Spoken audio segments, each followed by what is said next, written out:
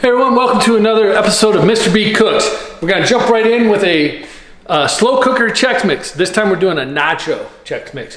These are perfect for parties and things like that, family get-togethers, whatever. And there's really no effort to them.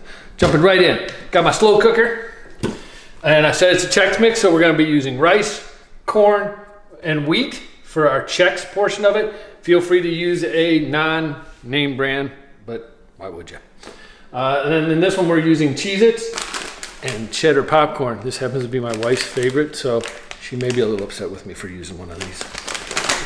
Oh, wow. We're gonna do 2 of each of the flavors, 2 cups of each of the flavors of Chex, so that's 6 cups in total of the rice, corn, and wheat Chex. 2 cups of the cheddar popcorn. This is white cheddar popcorn, but you could use cheddar popcorn if you got that. And then these are regular, original Cheez-Its. You are more than welcome to use their hot and spicy or some other flavor. 2 cups as well.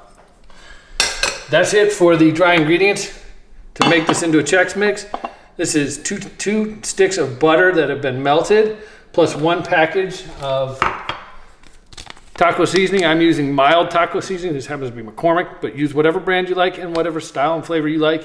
We're watching our sodium, and this is a fairly mild, not too spicy mix.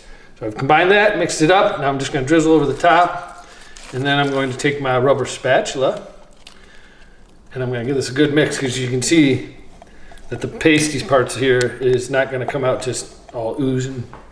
So we're just going to give this a quick mix,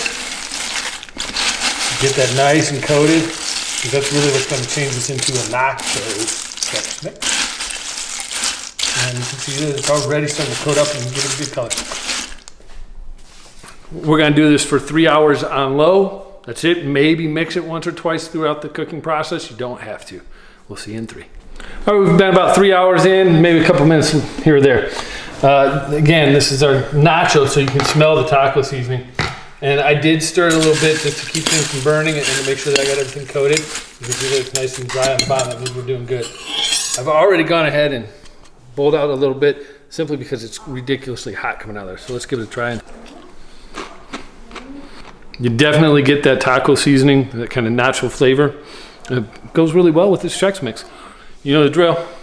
Subscribe, share, like, comments down below. Tell me about the Chex Mix that you guys make for your special occasions, and take care.